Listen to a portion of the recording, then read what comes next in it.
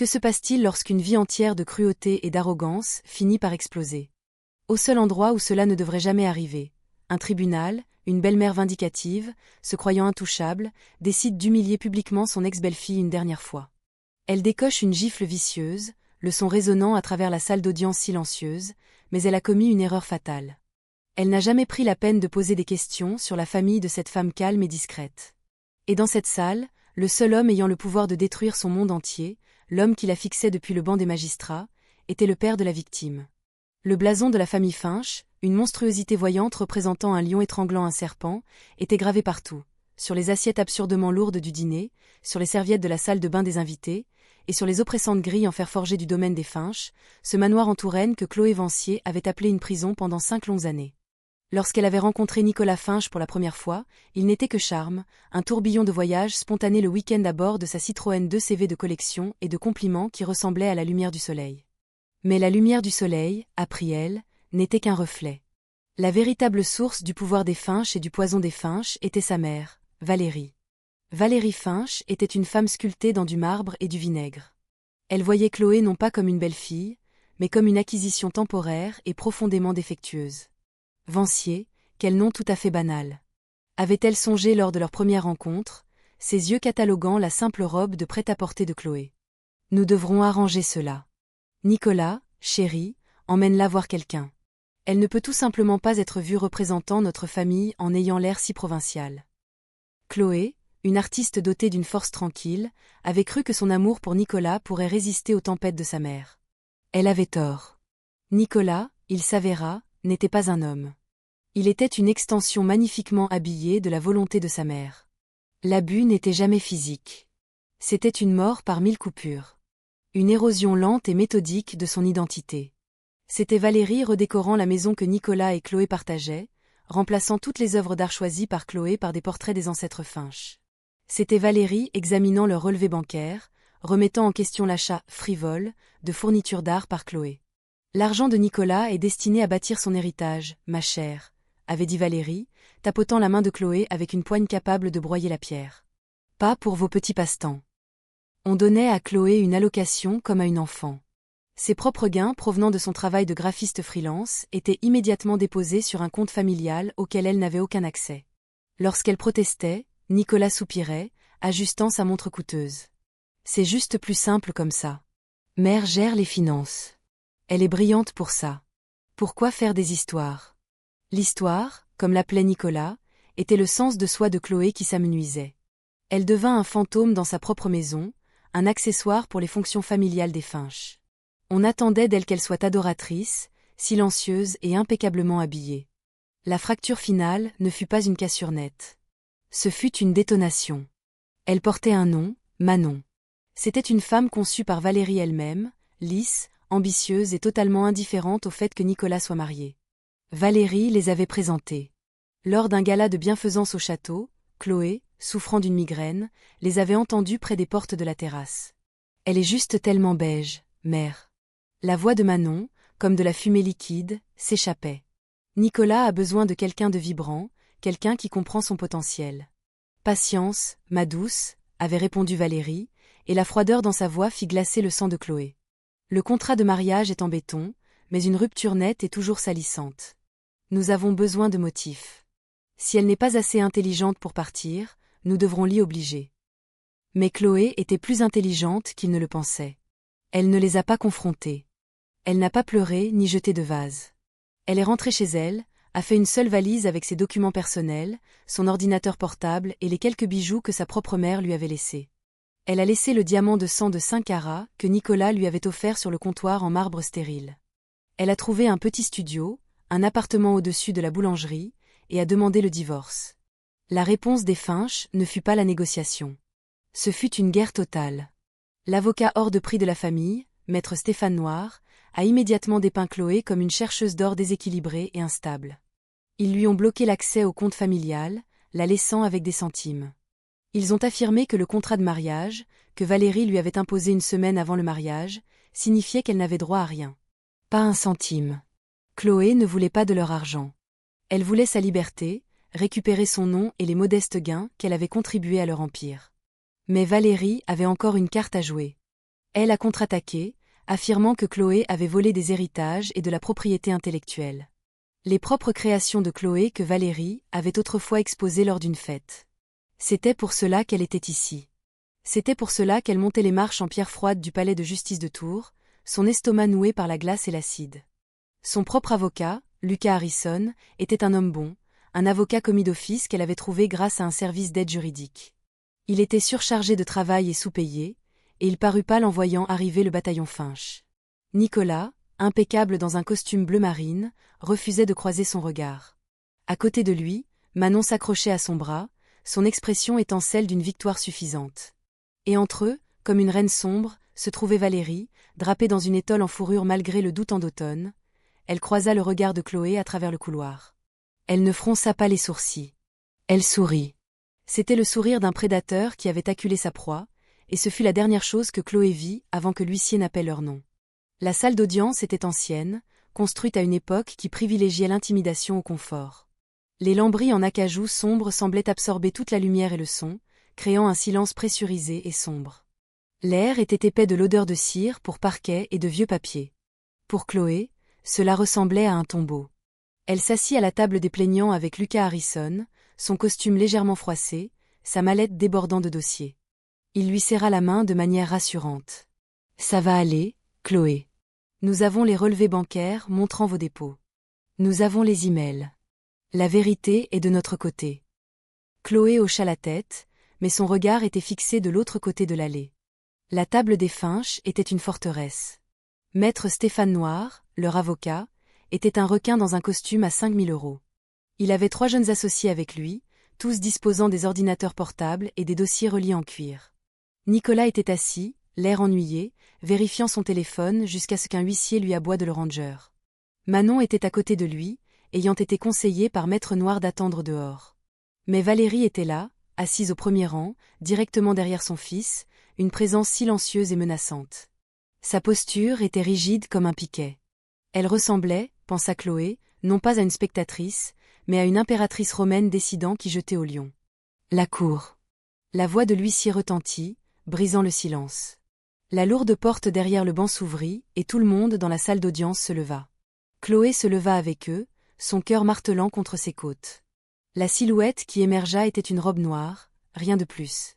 Il marchait d'un pas vif et mesuré, ne regardant pas la galerie, et s'installa dans le fauteuil à haut dossier. « Veuillez vous asseoir. » Sa voix était un baryton profond et graveleux, qui commandait une obéissance immédiate. Chloé ne l'avait jamais vu auparavant. L'affaire avait été assignée à la dernière minute, un changement par rapport au rôle original. La plaque sur le bureau indiquait simplement « L'honorable Pierre Vancier ».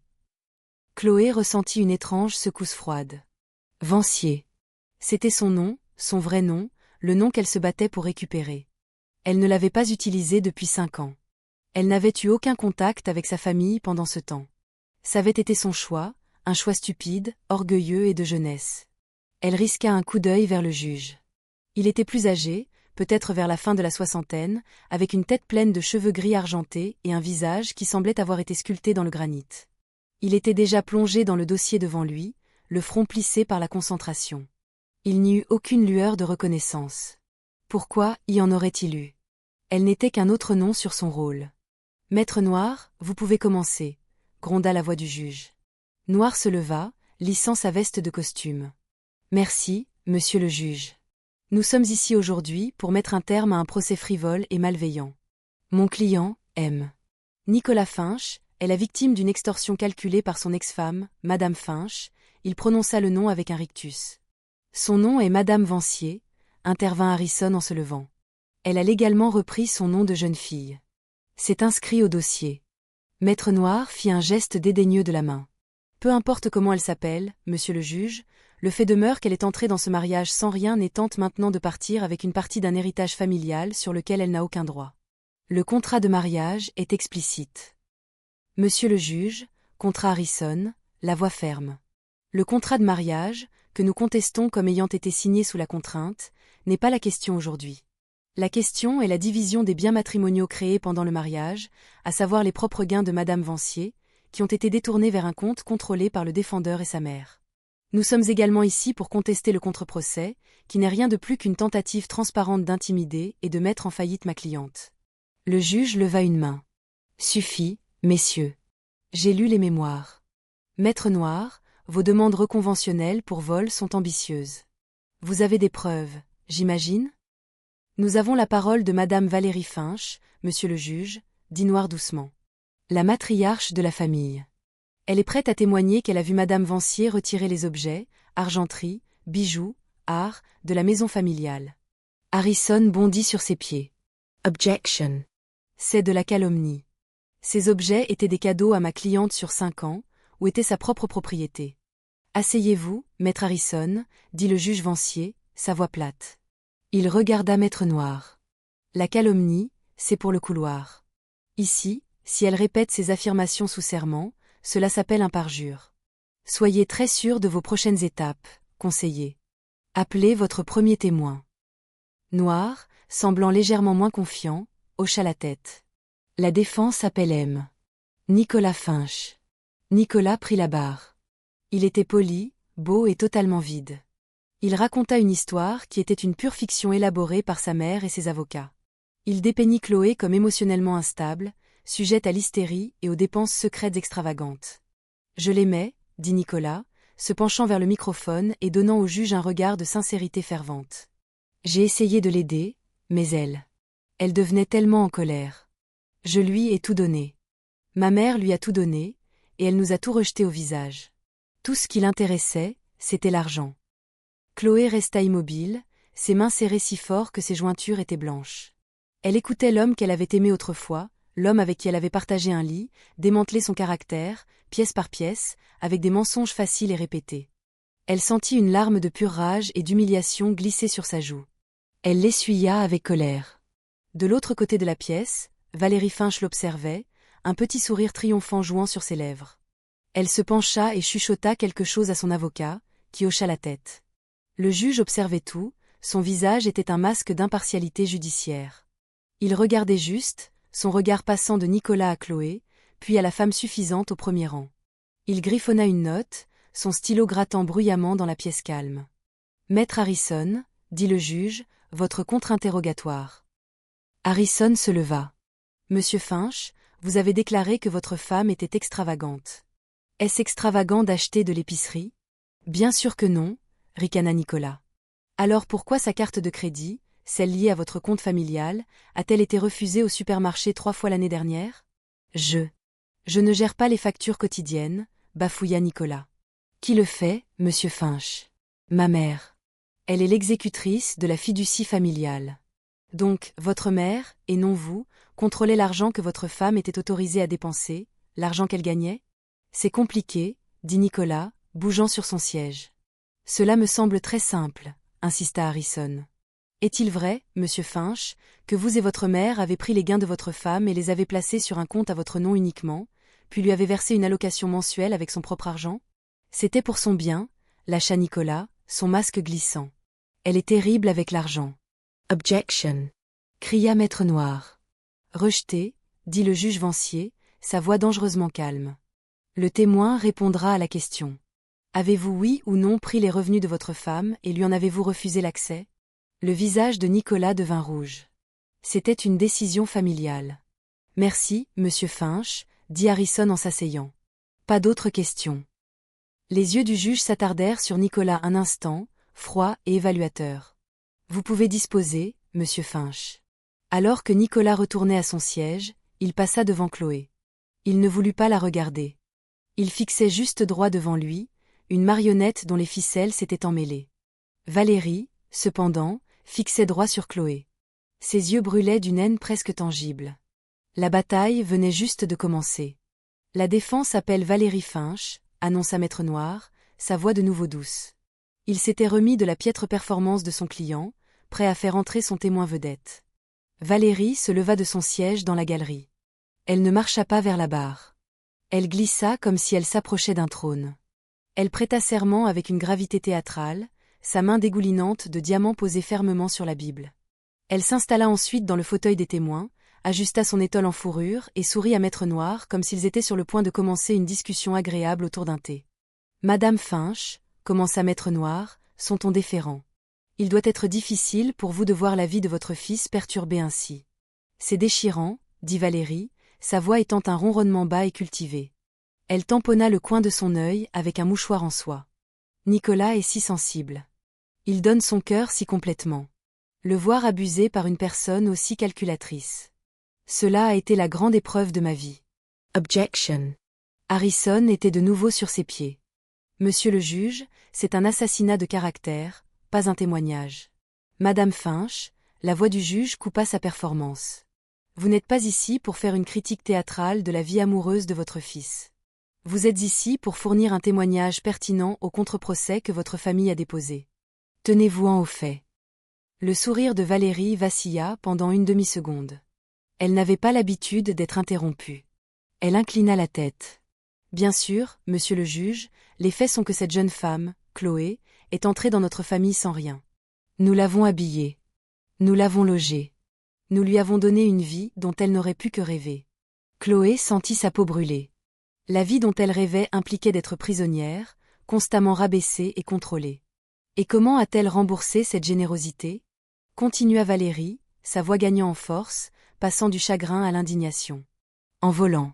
Elle n'a aucune appréciation pour l'histoire, pour la famille. Elle a pris des choses. Des choses qui sont dans ma famille depuis des générations.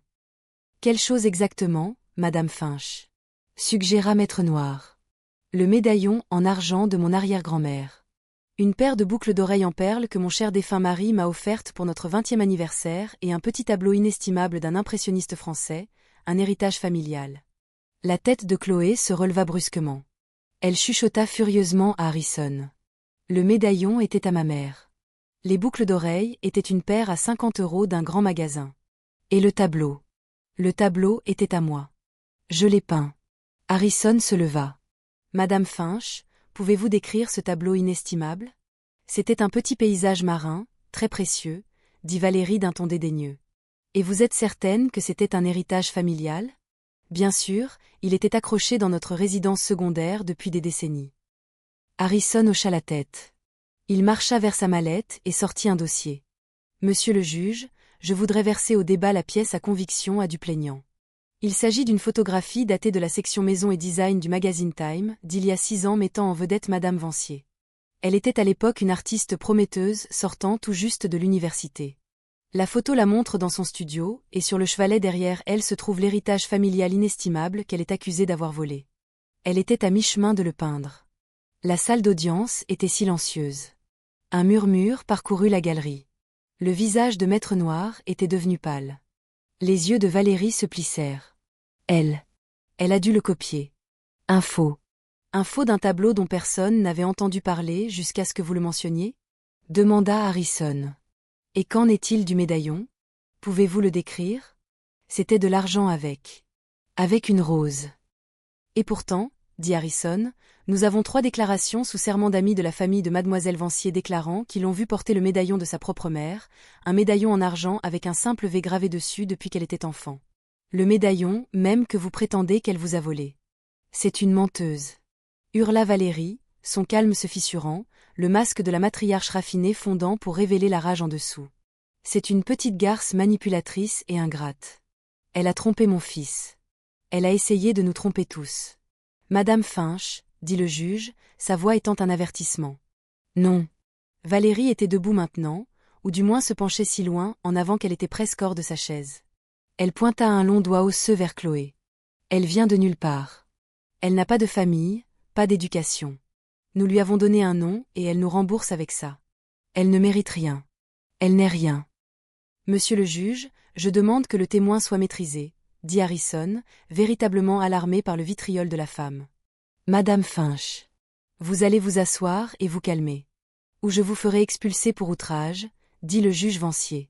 Ses jointures étaient blanches sur son marteau. Valérie, respirant lourdement, s'effondra dans sa chaise. Son visage était rouge, sa coiffure coûteuse légèrement de travers. Elle ressemblait à un animal acculé. Elle foudroya Chloé du regard, ses yeux promettant des représailles. Maître Noir, voyant tout son dossier imploser, se précipita vers la barre. Pas d'autres questions pour ce témoin, monsieur le juge. Il avait l'air de vouloir s'éloigner physiquement d'elle. Maître Harrison? Demanda le juge. Juste une, monsieur le juge, dit Harrison, marchant lentement vers le box des témoins. Madame Finch, vous avez témoigné que Chloé, Madame Vancier, venait de rien et n'avait pas de famille. Est-ce ce que vous croyez? C'est ce que je sais, cracha Valérie. En 5 ans, pas un seul parent n'a jamais visité. Pas une mère, pas un père, pas un cousin, personne. C'est une orpheline à toutes fins utiles, une chienne errante que nous avons bêtement recueillie. Je vois, dit Harrison. Il regarda Chloé, dont le visage était un masque de douleur. Merci, Madame Finch. C'est très instructif. Alors que Valérie descendait de la barre, elle dut passer devant la table des plaignants. Elle s'arrêta, se penchant si près que Chloé pouvait sentir son parfum lourd et écœurant. Tu paieras pour ça, petite garce, chuchota-t-elle, sa voix étant un sifflement bas. Tu ne verras pas un seul centime. Je dépenserai jusqu'au dernier euro de la fortune Finch pour te voir à la rue. Chloé tressaillit, mais soutint son regard. Je n'ai plus peur de vous, Valérie. Cela, plus que tout, sembla enrager la femme plus âgée. Ses yeux brillèrent et sa main tressaillit comme si elle voulait frapper Chloé sur le champ. Un huissier fit un pas en avant et Valérie sembla reconsidérer. Elle redressa son étole, lança à Chloé un dernier regard de pur venin et retourna à son siège. Le juge demanda une brève suspension d'audience. 15 minutes, annonça-t-il, frappant le marteau, ses yeux fixés sur Valérie Finch. Dès que le juge quitta le banc, le silence pressurisé de la salle d'audience explosa en bruit. Nicolas se précipita vers sa mère, qui fumait de rage, le visage rouge par plaques. « Mère, qu'as-tu fait » Maître Noir est furieux. « Tu as menti à propos du tableau. »« J'ai fait ce qui était nécessaire, Nicolas, » siffla Valérie, repoussant sa main. « Tu es trop mou. Tu l'as toujours été. Cette fille a besoin d'être remise à sa place. » Chloé, émotionnellement et physiquement épuisée, voulait juste s'échapper. « Lucas, j'ai besoin d'un peu d'air. J'ai besoin de sortir de cette pièce, » murmura-t-elle. « Vas-y, » dit Harrison, rassemblant ses papiers. « Je te rejoins près des portes. Nous sommes en très bonne position, Chloé. Son témoignage a été un désastre pour eux. Garde juste la tête haute. » Chloé hocha la tête, tirant son gilet léger autour d'elle. Elle se sentait vidée, comme si les mensonges de Nicolas et la haine de Valérie avaient physiquement évidé quelque chose en elle. Elle voulait juste que cette journée se termine. Elle se leva et se dirigea vers les grandes doubles portes à l'arrière de la salle d'audience. Elle ne vit pas Valérie se détacher de son fils et de son avocat. Elle ne réalisa pas qu'elle était suivie jusqu'à ce qu'une main s'abatte sur son épaule, la faisant pivoter. « Et où crois-tu aller comme ça » grogna Valérie. Elles étaient dans la petite alcôve, juste à l'intérieur des portes de la salle d'audience. La galerie se vidait, mais elles étaient partiellement obscurcies par un grand pilier. « Valérie, lâchez-moi, » dit Chloé, la voix tremblante mais ferme. Elle essaya de dégager son bras. « Tu penses avoir gagné, n'est-ce pas » Le visage de Valérie était à quelques centimètres du sien, ses yeux fous. « Tu penses que tu vas t'en tirer comme ça ? Tu penses que tu peux m'humilier dans un tribunal ? » J'ai juste dit la vérité, dit Chloé, essayant de reculer. C'est vous qui avez menti sous serment. C'est un crime. Le mot crime sembla déclencher quelque chose chez Valérie. Espèce de saleté ingrate, cracha-t-elle. Je t'ai donné une vie. Je t'ai donné des vêtements. Je t'ai donné une maison. Et toi, avec ton faux art et ta pathétique famille imaginaire. Tu essaies de détruire mon fils. Votre fils s'est détruit lui-même, Valérie, dit Chloé, trouvant une once de force. C'est un homme faible qui se cache derrière votre carnet de chèques. Et vous ? Vous êtes une brute et une menteuse. Maintenant, écartez-vous de mon chemin. Chloé essaya de passer en force. Ce fut une erreur de calcul fatale. Valérie, dans un accès aveuglant de rage narcissique, vit tout son monde, son contrôle, sa réputation, son pouvoir sur son fils s'échapper, et elle blâma cette petite femme calme devant elle. « Comment oses-tu » hurla-t-elle. Avec une vitesse qui démentait son âge, Valérie recula sa main, ses lourdes bagues en diamant scintillant sous les lumières fluorescentes, et frappa. Ce ne fut pas une petite tape. Ce fut une gifle de pleine force, paume ouverte, qui percuta la joue de Chloé avec un craquement écœurant. Le son fut si fort qu'il sembla aspirer tout l'air de la pièce. Le bavardage dans le couloir s'arrêta. L'huissier près de la porte, qui regardait ailleurs, se retourna brusquement. Nicolas, qui approchait, se figea d'horreur. Chloé trébucha en arrière, s'écrasant contre le mur, sa main volant à son visage. Le choc fut si profond qu'elle ne put même pas sentir la douleur, seulement une chaleur soudaine et intense. Une empreinte de main rouge vif fleurissait déjà sur sa peau pâle. Il y eut un moment de silence stupéfait absolu. Valérie se tenait là, la poitrine haletante, la main encore légèrement levée, le visage étant un masque de fureur triomphante. Elle l'avait fait. Elle avait finalement physiquement remis Chloé à sa place. Elle regarda autour d'elle, s'attendant à quoi? Des applaudissements. De la peur. Ce qu'elle vit fut le visage choqué de l'huissier, sa main déjà sur sa radio. Elle vit maître Lucas Harrison, la bouche ouverte d'incrédulité, laissant tomber sa mallette, et elle vit la porte latérale des bureaux du juge s'ouvrir. Le juge Pierre Vancier revenait vers le banc, sa robe enlevée, tenant une tasse de café. Il avait entendu le hurlement et le bruit, et il émergea juste à temps pour voir Chloé se tenant le visage et Valérie Finch se tenant au-dessus d'elle, victorieuse. Son visage, normalement un masque de calme judiciaire, devint totalement, terriblement vide. « Brigadier chef », dit-il, sa voix n'étant pas un grondement, mais une lame de glace. La responsable de la sécurité, le brigadier-chef Sandrine, n'eut pas besoin qu'on le lui dise 2 fois. « Madame, vous êtes en état d'arrestation. »« Quoi ?» hurla Valérie, alors que Sandrine lui saisissait le bras. « Enlevez vos mains de moi. Je suis Valérie Finch. Vous ne pouvez pas m'arrêter. C'était juste une dispute familiale. Elle est hystérique. C'est une agression, madame, dans un tribunal, dit Sandrine, sa voix plate alors qu'elle la faisait pivoter expertement et lui passait les menottes derrière le dos. Nicolas, fais quelque chose. Hurla Valérie alors que le métal cliquetait en se fermant. Nicolas restait juste là, pâle et inutile. Mère. Maître Noir. Cria-t-elle à son avocat, qui regardait ses honoraires s'évaporer sous ses yeux mêmes. Arrêtez ça. Mais Maître Noir était figé, fixant non pas Valérie, mais le juge. Le juge Vancier n'avait pas bougé. Il n'avait pas élevé la voix. Il avait juste regardé son officier de sécurité sécuriser la prévenue. Il regarda Chloé, qui tremblait maintenant, le choc s'estompant et les larmes commençant à couler. Il fit un demi-pas vers elle, puis s'arrêta, sa formation judiciaire luttant avec autre chose. Enfin, il regarda Valérie Finch, menottée et bafouillante.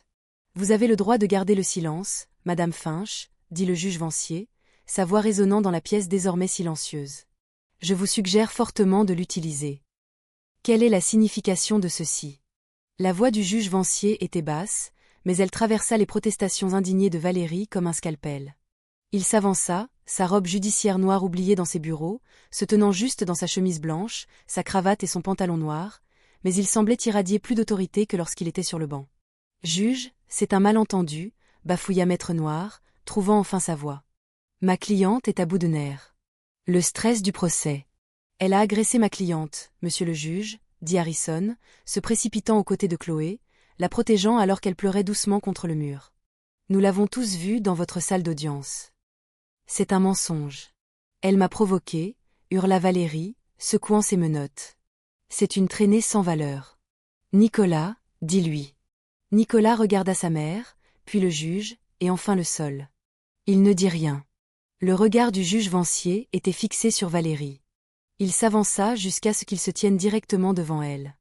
C'était un homme grand, et il la dominait. « Madame Finch, » dit-il, sa voix dénuée de toute émotion. « Vous étiez témoin dans ma cour. Vous avez menti sous serment, commettant un parjure. Votre avocat et votre fils ont suborné ce parjure. Et ensuite, dans un lieu de loi, vous avez physiquement attaqué la plaignante. Vous êtes sans aucun doute la personne la plus épouvantablement arrogante et volontairement ignorante à s'être jamais tenue dans ma salle d'audience. Vous ne pouvez pas me parler comme ça, bafouilla Valérie, sa bravade vacillant sous son regard glacial. Je suis. Nous sommes les Finch. Nous aurons votre travail. Je vous ferai radier du barreau. Un étrange humour noir scintilla dans les yeux du juge. Vous le ferez? Vous, Madame Finch, me ferez radier? Oui. Quand je dirai au conseil de discipline comment vous avez géré cette affaire, comment vous avez pris son parti, c'est clair que vous êtes partial. Partial? Répéta le juge. Le mot resta suspendu dans l'air. Oui, Madame Finch, je suppose que je le suis. Il se détourna d'elle et regarda Chloé. Son expression, qui avait été de granit, se fissura soudainement. La fureur froide fut remplacée par un regard d'une douleur et d'une inquiétude si profonde que cela coupa le souffle de Chloé. Il fit un pas vers elle. « Chloé, » dit-il, et sa voix n'était plus celle du juge. C'était juste la voix d'un homme, rauque d'une émotion qui l'avait retenu pendant des heures. « Es-tu blessé ?» Chloé leva les yeux, ses yeux remplis de larmes rencontrant les siens. La marque rouge sur sa joue tournait déjà au violet. Elle secoua la tête, incapable de parler. La salle d'audience entière était figée. La mâchoire de Nicolas était au sol. Maître Noir avait l'air d'avoir vu un fantôme. Valérie, cependant, était juste confuse. « Quoi ? Comment l'avez-vous appelé ?» exigea Valérie. Le juge Vancier l'ignora. Il regarda le brigadier-chef Sandrine. « Emmenez Madame Finch en détention. Elle est accusée d'outrage au tribunal et de coups et blessures. Fixez sa caution à 50 000 €. 50 000 € hurla Valérie. C'est absurde. En fait, dit le juge en se retournant. Faisons-en 100 000 €. En espèces ? Je soupçonne que vous pouvez vous le permettre. C'est un scandale, hurla Valérie alors que Sandrine commençait à l'emmener. Pour qui vous prenez-vous ? Vous n'êtes un fonctionnaire. Je vais vous poursuivre. Je vais poursuivre toute cette ville. Le juge Vancier la regarda se faire traîner dehors, ses talons raclant le sol en marbre. Il attendit que la porte claque derrière elle, laissant un silence stupéfait. Il se tourna ensuite vers le groupe restant, Nicolas, Noir, Harrison et Chloé. Il regarda Nicolas, qui tremblait. « Monsieur Finch, votre mère vient d'être arrêtée pour un crime violent. Votre affaire, cependant, est une affaire civile, et je crains de devoir à ce moment me récuser. »« Vous récuser ?» dit Maître Noir, saisissant une bouée de sauvetage. « Oui, monsieur le juge. Compte tenu des événements, je dois être d'accord. Vous n'êtes clairement plus impartial. »« C'est exact, Maître Noir, » dit le juge. « Je ne le suis pas. » Il marcha vers Chloé. Il ne la toucha pas. Il se tint juste devant elle, ses yeux scannant son visage, ses poings se serrant et se desserrant sur ses côtés. Il regarda Harrison. « Maître Harrison, veuillez veiller à ce que votre cliente reçoive une attention médicale immédiate. Obtenez des photographies de cette blessure. »« Oui, monsieur le juge, » dit Harrison, totalement ahuri. « Et maintenant, » dit le juge, se tournant vers Noir et Nicolas, « vous vous demandez peut-être pourquoi je me récuse. Maître Noir, vous semblez être un homme qui prise la famille et l'éducation. » Madame Finch était très vocale sur le sujet. Il fit un geste vers Chloé, sa main tremblant légèrement d'une rage qu'il contrôlait à peine. « Monsieur Finch, vous avez été marié à cette femme pendant 5 ans. Vous avez vécu dans sa maison. Vous avez mangé sa nourriture, et pendant tout ce temps, vous n'avez jamais une seule fois pensé à demander le nom complet du père dont elle était éloignée. » Le visage de Nicolas était un masque de confusion terrifiée. « Quoi ? De quoi parlez-vous ? » Sa famille. Elle a dit que c'était des moins que rien. Elle a dit que nous étions éloignés, corrigea le juge, sa voix tombant à un murmure dangereux. Elle n'a pas dit que nous étions des moins que rien. Il pointa la plaque nominative sur le banc, reposant inutilement sur le bois sombre. Lisez le nom, Maître Noir. Lisez-le à voix haute. Noir plissa les yeux, son esprit assemblant enfin les pièces de manière atroce. Vancier, chuchota-t-il. L'honorable Pierre. Vancier ? Le juge hocha la tête. Son nom est Chloé Vancier. Mon nom est Pierre Vancier. Il tourna toute son attention terrifiante vers Nicolas, pâle et tremblant. Vous êtes dans ma salle d'audience, dit le juge Pierre Vancier, la voix tremblante de la fureur d'un père. Votre mère vient d'agresser ma fille, et vous êtes resté là et n'avez rien fait. Le silence qui suivit la révélation du juge fut absolu. C'était une chose dense, lourde, brisée seulement lorsque Maître Noir émit un petit bruit d'étouffement. Nicolas Finch avait l'air d'avoir été giflé lui-même. Son visage, normalement si bronzé et confiant, était d'un vert pâle maladif. « Votre fille » chuchota-t-il, fixant Chloé comme s'il ne l'avait jamais vue auparavant. « Mais elle n'a jamais. Elle a dit que son père était un enseignant, un homme calme. »« Je suis un homme calme, monsieur Finch, » dit Pierre Vancier, sa voix froide comme la tombe. « J'étais aussi professeur de droit pendant 20 ans avant de monter sur le banc. Chloé et moi avons eu un désaccord. Il y a 5 ans, c'était à votre sujet. » Chloé regarda son père, les larmes montant pour une raison différente. « Papa » chuchota-t-elle. Il leva une main, non pour la faire taire, mais pour se stabiliser. « Je lui ai dit que je ne vous faisais pas confiance. Je lui ai dit que la réputation de votre famille était bâtie sur l'intimidation et l'arrogance. Elle était jeune et amoureuse, et elle m'a dit que j'étais un vieil homme cynique. Son regard s'adoucit en rencontrant le sien. Elle voulait me prouver que j'avais tort. Alors, elle m'a coupé les ponts. Elle a refusé mon aide. Elle voulait faire fonctionner son mariage, selon ses propres termes, sans l'ombre de son puissant père. Il fixa ensuite son regard de nouveau sur Nicolas. Il semble, monsieur Finch, que vous et votre mère ayez prouvé mon point de vue. Pas le sien. Monsieur. Juge, votre honneur, Je n'avais aucune idée, bafouilla Nicolas frénétiquement, cherchant une issue. Si j'avais su. Nous. Valérie, elle n'aurait pas. Nous vous respectons profondément, monsieur. Vous respectez ma position, le corrigea Pierre. Ma fille, vous êtes heureux de l'avoir traitée comme un déchet.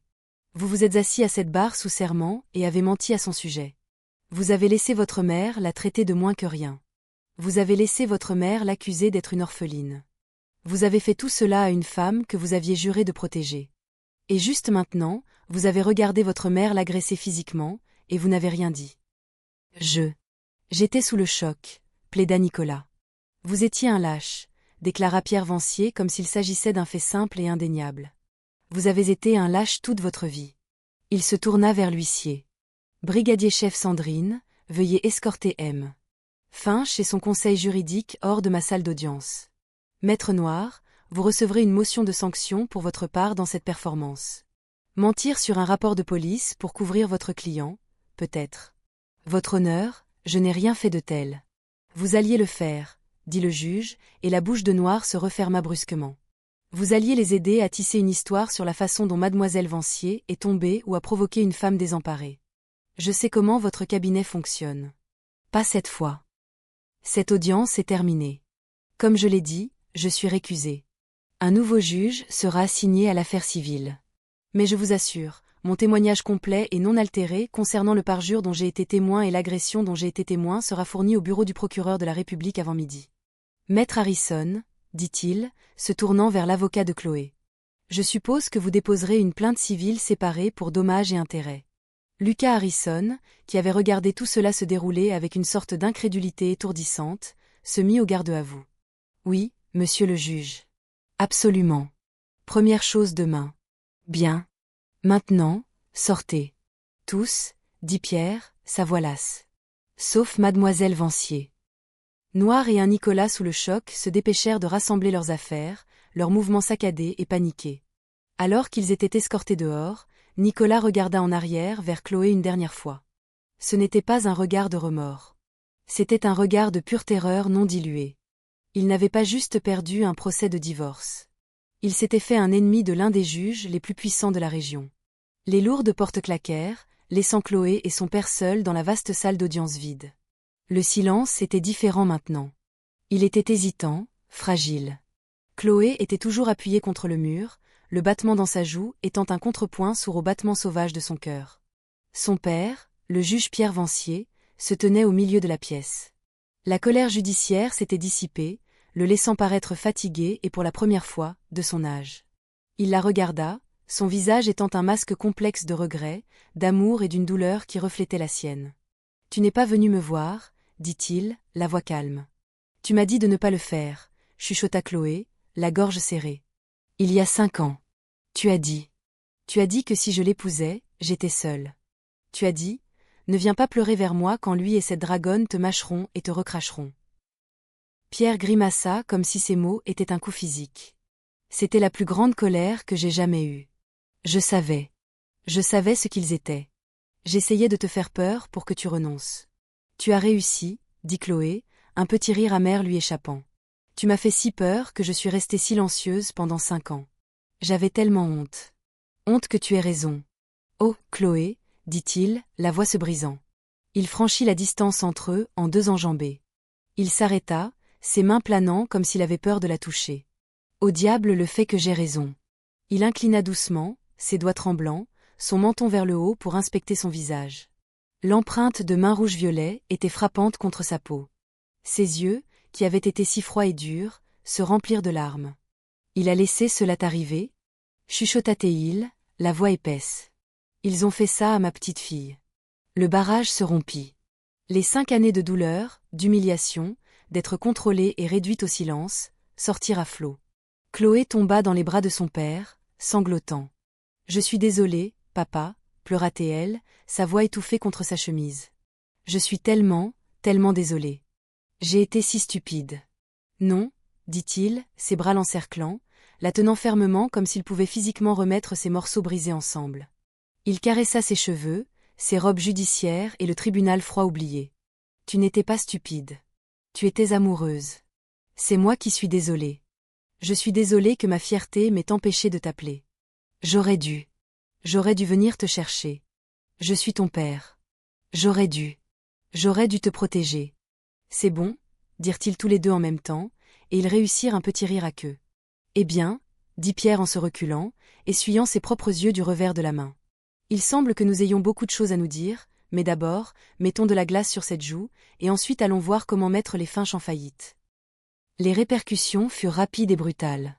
L'arrestation de Valérie Finch pour avoir agressé la fille du juge dans un tribunal fut le plus grand scandale que la communauté juridique de Tours ait vu depuis une décennie. L'histoire était à la une des journaux locaux le lendemain matin, accompagnée d'une photo floue prise avec un téléphone portable de Valérie menottée, le visage tordu par la rage. L'empire Finch, bâti sur une illusion de respectabilité de vieille fortune, s'effondra du jour au lendemain. Les partenaires se retirèrent des accords. Les conseils d'administration caritatifs demandèrent poliment, puis fermement la démission de Valérie. Le nom Finch, autrefois une clé pour n'importe quelle porte de la ville, était désormais un handicap. Valérie, humiliée et terrifiée, plaida coupable d'agression et d'outrage. Sa caution de 100 000 € était une goutte d'eau dans l'océan. Mais les excuses publiques mandatées par le tribunal, 500 heures de travaux d'intérêt général dans un refuge pour femmes battues, et une ordonnance restrictive permanente la gardant à 300 mètres de Chloé, étaient un sort pire que la mort. Son pouvoir avait disparu. Nicolas, laissé sans la volonté de faire de sa mère ni son argent, dont une grande partie était gelée dans le procès civil ultérieur, était un navire sans gouvernail. Manon, la nouvelle compagne vibrante, vit l'écriture sur le mur et disparut. On l'aurait vue pour la dernière fois au bras d'un promoteur immobilier à Miami. Nicolas fut forcé de vendre le domaine des Finch, le manoir en Touraine, pour payer les frais juridiques et le règlement massif qu'un nouveau juge impartial accorda à Chloé. Le contre-procès fut bien sûr rejeté avec un préjugé extrême. 6 mois plus tard, Chloé se tenait sur le trottoir dans une rue calme et bordée d'arbres du quartier historique de Tours. Elle n'était pas seulement Chloé Vancier de nouveau. Elle était Chloé Vancier, l'artiste. Utilisant le règlement, qui incluait tous les droits et les arriérés de salaire pour ses créations, elle avait ouvert une petite galerie et studio, la Galerie d'Art Vancier. Son propre nom en lettres grasses et confiantes était sur la vitrine. La galerie était pleine. C'était son vernissage. Sa nouvelle série, Cage, était une exploration brute et émotionnelle de son temps avec les Finch. C'était puissant, douloureux, et les critiques l'appelaient déjà triomphale. Elle avait guéri. La cicatrice sur sa joue avait disparu depuis longtemps, mais celle sur sa psyché l'était aussi. Elle n'était plus un fantôme dans la maison de quelqu'un d'autre. Elle était l'architecte de la sienne.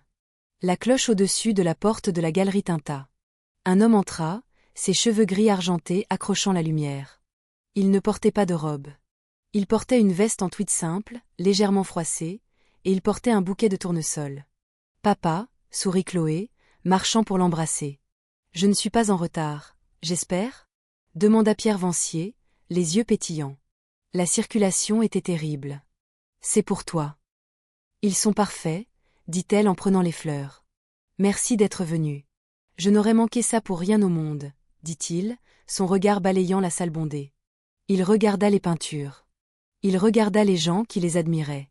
Il regarda sa fille, vibrante et forte, le visage vivant de passion et de but. « Tu sais, » dit Pierre, la voix basse. « Je vois que tu sers du vin. J'espère que tu as un permis pour ça. » Chloé rit, un vrai rire franc. « Ne commence pas, monsieur le juge. J'ai tous mes papiers en règle. »« Je n'en doute pas, » dit-il. Il leva le gobelet en plastique de vin rouge qu'elle lui avait tendu. « Un toast à ma fille, la femme la plus forte et la plus courageuse que je connaisse. Tu as pris toute la douleur qu'ils t'ont donnée, et tu en as fait de l'art. À nous, » dit Chloé, trinquant son verre contre le sien, au nouveau départ. À travers la ville, dans un petit appartement loué, Valérie Finch lisait la critique élogieuse de l'exposition d'art dans le journal. Elle jeta le journal dans la cheminée, ses mains tremblant, mais il n'y avait pas de feu, et elle était seule. Le seul son était le tic-tac d'une horloge, mesurant ses journées vides et silencieuses. Chloé, entourée d'amis et de son père, ne regarda pas en arrière. Elle était enfin et complètement libre. Un an jour pour jour après l'ouverture de sa galerie, Chloé organisait sa célébration d'anniversaire. L'espace, qui avait autrefois semblé bravement optimiste, semblait maintenant établi avec confiance. Il était bondé non seulement d'amis, mais des acheteurs d'art, critiques et collectionneurs les plus influents de la ville. Sa série Cage s'était vendue en 2 mois. Sa nouvelle œuvre, Émancipation, une collection vibrante et joyeuse utilisant des couleurs vives et de la lumière, était saluée comme un chef-d'œuvre de triomphe personnel. Chloé se déplaçait dans la foule, non pas comme une victime, mais comme une présence. Elle était vêtue d'une superbe robe bleu profond, ses cheveux coupés dans un style chic et confiant. Elle riait, la tête rejetée en arrière alors qu'un nouvel homme, un gentil architecte nommé Léo, lui chuchotait quelque chose à l'oreille. Il lui tenait la main avec un respect facile et doux, qui était encore parfois une révélation silencieuse pour elle. Son père était là, bien sûr. Pierre Vancier tenait la cour près du bar à vin, plongé dans un débat avec un critique d'art sur les mérites du postmodernisme. Il avait l'air heureux. Les lignes dures comme du granit du tribunal s'étaient adoucies, remplacées par la fierté simple et profonde d'un père. Il croisa le regard de Chloé à travers la pièce et leva son verre. Elle rayonna, levant le sien en retour. La cloche au-dessus de la porte de la galerie tinta, mais elle fut perdue dans le brouhaha joyeux de la fête. Un homme se tenait juste à l'intérieur de l'entrée, hésitant. Il était maigre, et son costume, bien qu'autrefois coûteux, pendait sur lui, le tissu terne et légèrement usé au poignet. Il ressemblait à un fantôme, le visage pâle et décharné, les yeux écarquillés et hantés. C'était Nicolas Finch. Il regarda Chloé pendant un long moment. Il vit son succès. Il vit le respect qu'elle commandait. Il vit la façon dont le nouvel homme la regardait, la façon dont son père la protégeait. Il vit en bref tout ce qu'on lui avait appris à valoriser et tout ce qu'il avait jeté. Sa vie était une image miroir de la sienne. Après le procès et les procédures pénales, le nom Finch n'était pas seulement handicap. C'était du poison. Il avait perdu le domaine, son fonds de fiducie, vidé par les frais juridiques et le règlement civil, et ses amis qui s'étaient dispersés comme des cafards à la lumière. Il travaillait actuellement comme commis de saisie de données de niveau intermédiaire, un emploi qu'un cousin éloigné lui avait donné par pitié sous un nom différent. Il vivait dans une petite chambre louée au-dessus d'une laverie. Il avait essayé de voir sa mère. Valérie purgeait la fin de sa liberté conditionnelle. Elle vivait dans un appartement subventionné par le gouvernement, une femme amère et brisée qui blâmait lui, Chloé et le juge pour sa chute. Elle lui avait jeté un verre d'eau au visage et lui avait dit qu'elle ne voulait plus jamais voir son fils à la volonté faible. Il vit Chloé et dans un dernier élan désespéré de prétention Finch, il pensa que peut-être qu'elle aurait pitié de lui. Il fit un pas en avant puis un autre, marchant dans la lumière vive et chaude de sa nouvelle vie. Chloé. Sa voix était mince, et au début elle ne l'entendit pas. Chloé, dit-il plus fort. Le bavardage autour d'elle s'éteignit. Léo et son père se retournèrent. Le sourire de Chloé ne vacilla pas, mais il se figea, devenant un masque poli et professionnel. Elle se tourna, ses yeux clairs et complètement dénués de peur. Nicolas, dit-elle. Sa voix était fraîche, stable. Je suis surprise de te voir ici. C'est un événement privé sur invitation. Je sais. Je voulais juste. Il bafouilla, ses yeux dardant vers Léo, puis vers Pierre, qui commençait déjà à se diriger vers eux. Chloé leva une seule main subtile pour arrêter son père. Elle allait gérer ça. Tu as l'air, dit Nicolas, faisant un geste faible vers la galerie, vers elle. Tu as bien réussi. En effet, dit-elle. Y avait-il quelque chose dont tu avais besoin, ou es-tu juste venu perturber ma soirée? Non, non, dit-il, faisant un pas de plus. Je suis venu m'excuser. Je n'en ai jamais eu l'occasion. Ce que ma mère a fait. Ce que j'ai laissé arriver. J'avais tort, Chloé. J'étais un imbécile. Oui, tu l'étais, dit Chloé simplement. Excuse notée. Maintenant, si tu veux bien m'excuser, j'ai des invités. Elle se tourna pour s'éloigner. Attends, dit-il, le désespoir faisant craquer sa voix. Il lui saisit le bras. C'était le toucher le plus léger, mais c'était le même bras que Valérie avait saisi. La salle entière devint silencieuse. Léo fut à ses côtés en un instant. Et le visage de Pierre devint le visage du juge, froid et furieux. Chloé ne tressaillit pas. Elle ne se retira pas. Elle regarda juste sa main sur son bras, puis remonta vers son visage avec une expression de profonde pitié lasse. « Lâche-moi, Nicolas, dit-elle, la voix calme, mais avec un noyau d'acier. Il retira sa main, comme s'il avait été brûlé. Chloé, je suis ruiné. Je n'ai rien.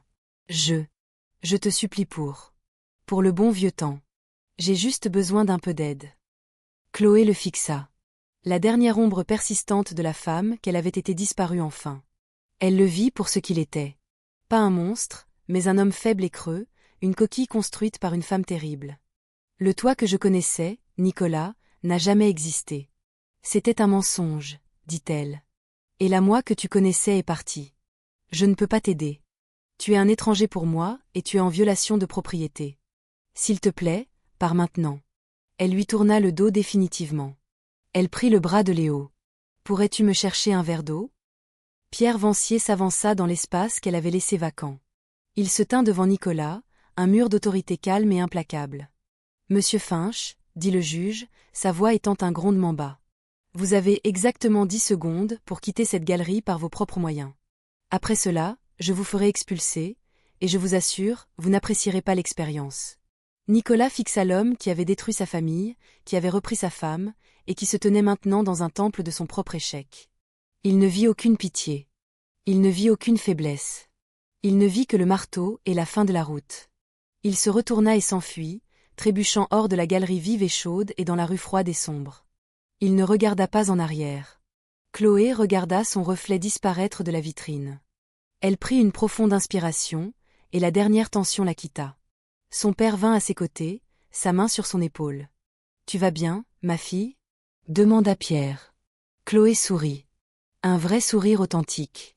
Elle leva la main et couvrit la sienne. « Oui, dit-elle. Je vais vraiment, vraiment bien. » Elle se retourna vers sa fête, vers sa vie, et vers l'avenir, laissant les fantômes du passé dans les ombres où ils appartenaient. Et c'est la fin de cette incroyable histoire de karma et de justice. C'est une aventure folle, mais cela montre juste qu'on ne sait jamais vraiment à qui on s'en prend. Valérie Finch a appris à la dure que l'arrogance et la cruauté ont toujours un prix. Elle pensait gifler une moins que rien, alors qu'en réalité elle scellait son propre destin devant le seul homme qui avait toutes les cartes en main. Quel rebondissement puissant et satisfaisant. Qu'avez-vous pensé de cette fin? Était-ce le karma le plus doux que vous ayez jamais entendu? Faites-moi savoir votre partie préférée de l'histoire dans les commentaires ci-dessous. Si vous aimez les histoires où les méchants obtiennent exactement ce qu'ils méritent, faites-moi une énorme faveur et appuyez sur ce bouton j'aime. Cela aide vraiment la chaîne. Et si vous ne l'avez pas déjà fait, assurez-vous de vous abonner et d'activer la cloche de notification pour ne jamais manquer une autre histoire vraie dramatique. Nous publions de nouvelles vidéos chaque semaine et vous ne voulez pas manquer ce qui arrive. Merci de nous avoir écoutés.